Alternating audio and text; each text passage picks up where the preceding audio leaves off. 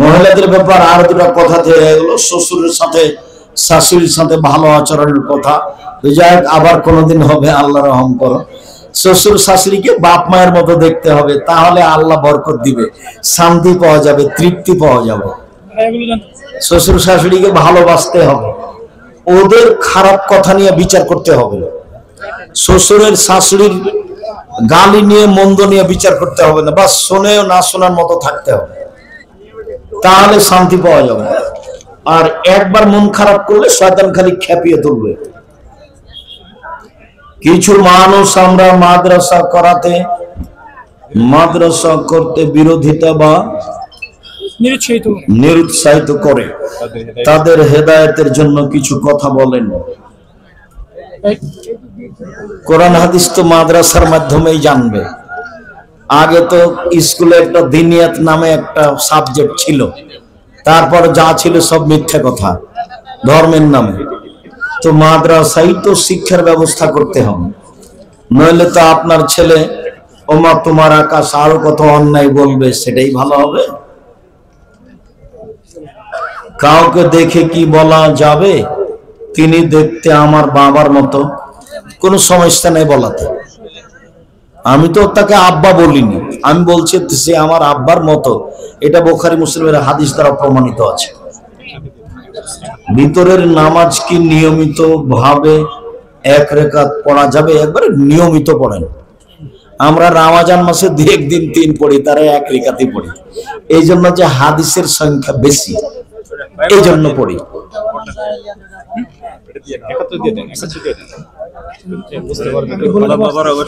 আজ থেকে 12 বছর পূর্বে আপনার আলোচনা শুনে আকীদা পরিবর্তন করেছি, এখন পর্যন্ত অনেক দূরে গিয়ে আপনার আলোচনা শুনি। আজকেও এসেছি 15 মাইল দূর, 25 মাইল দূর থেকে। আমার খুব ইচ্ছা আপনাকে আমাদের এলাকায় মাহফিলে দাওয়াত দিতে। আমি তো আসলে যেতে চাই, কিন্তু সময় তো হয় না। কারোর প্রতি ভালোবাসার অভাব নেই। ড্রাইভারের নাম্বারটা রাখো। আর দাওয়ায়ে আল্লাহর ছেলেরা প্রোগ্রাম ঠিক করে, কবে কোথায় প্রোগ্রাম আছে আমি জানি না, আগামীকাল কোথায় আছে সেটাও আমি জানি। ওরা যেখানে নিয়ে যাবে সেখানে যায়। তো যোগাযোগ রাখো। তোমার প্রোগ্রাম করব না আরেকজনের করব, এটা মাথাতে নেই। আগামীতে বাংলাদেশে ইসলাম শায়েখ মুসলমানদের হিন্দু বন্ধু থাকা যাবে কি না? তার সাথে ভালো আচরণ করতে হবে। তাকে বন্ধু বলে ডাকা, তার বাড়িতে খেতে যাওয়া, তাকে খেতে নিয়ে আসা, এটা করা যাবে না, এটা না জায়েজ। ব্যবসা তার সাথে চলবে, বাস সে একজন আমার সাথী, তার সাথে খারাপ আচরণ করা হবে না, বন্ধু বলে স্বীকৃতি দেওয়া যাবে না। শায়েখ তারাবির নামাজ কয় রাকাত? 8 রাকাত।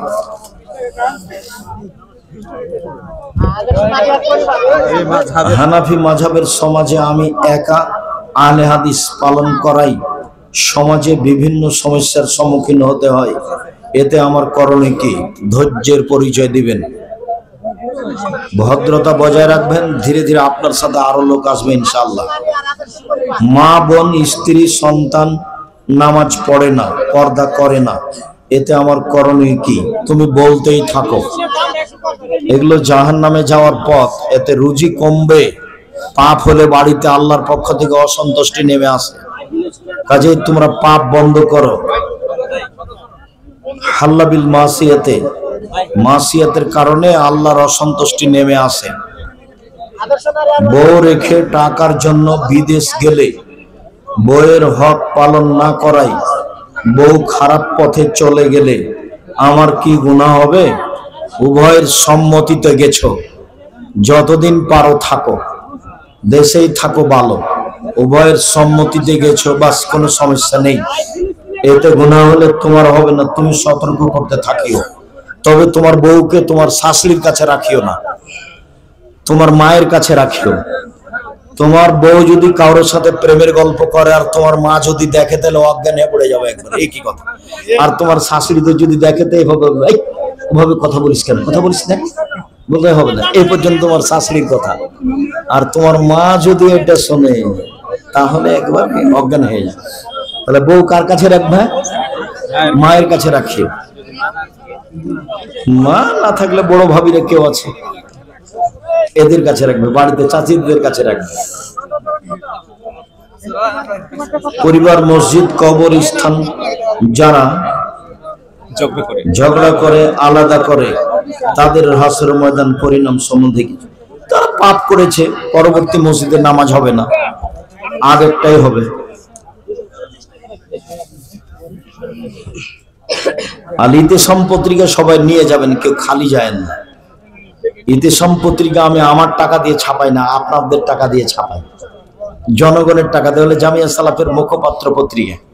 একটা কথা বলতে ভুলে গেছি, প্রথমে বলতে হতো, বহু মানুষ ছিলেন 13-14 সম্মেলন জামিয়া সালাফিয়া, আর দেশ জুড়ে মক্তব চালু করছে আব্দুল্লাহ। মক্তব পরিচালনায় আপনাদের থাকতে হবে, আব্দুল্লাহকে খুঁজে বের করতে হবে।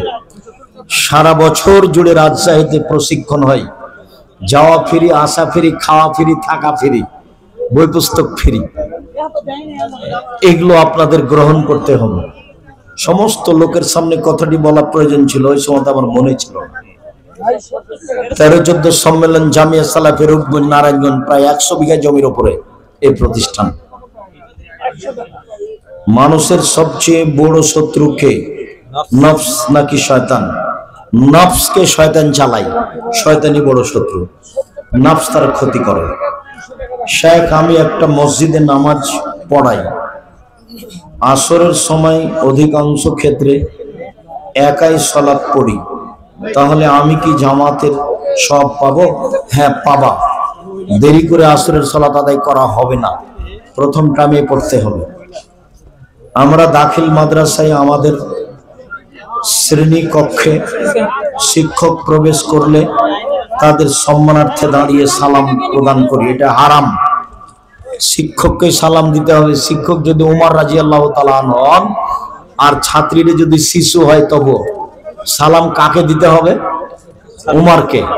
উমর রাদিয়াল্লাহু তাআলা নাকি? না, আপনার শিক্ষক তো বহু দূরের কথা। উমর যদি ক্লাস টিচার হন, তবে উমরকে কি করতে হবে? সালাম দিয়েই ঢুকতে হবে। আর আপনারা বসে থাকবেন, শিশু শ্রেণীর ছেলেরা বসে থাকবে। একজন হাদিয়া পাঠিয়েছে আপনার জন্য, আর এই দুইটা প্রশ্ন পাঠিয়েছে। এগুলো কি এখনো তো? আপনার জন্য হাদিয়া।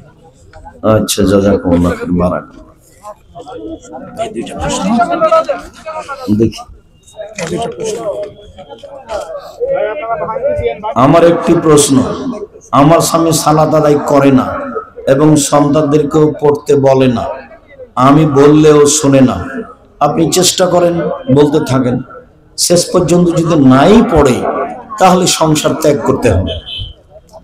আমি যদি সালাত পড়তে বলি তাহলে সংসারে অশান্তি শুরু হয়। যে কৌশলে সম্ভব হবে বলে। সালাত যদি শেষ পর্যন্ত নাই পড়ে তাহলে সংসার চলবে না। কি করলে ঠিক মতো? রাতে কান্নাকাটি করবেন আল্লাহর কাছে। আমি কওমি খারিজি মাদ্রাসাকে অনেক অনেক ভালোবাসি, তাই আমি এই অল্প সংখ্যক কিছু টাকা ওইখানে দিতে চাই। আপনি যদি গ্রহণ করতেন, জাযাকুমুল্লাহ খাইর, বারাকাল্লাহ। আর একটা হাতে ছিল, শুকরিয়া, জাযাকুম।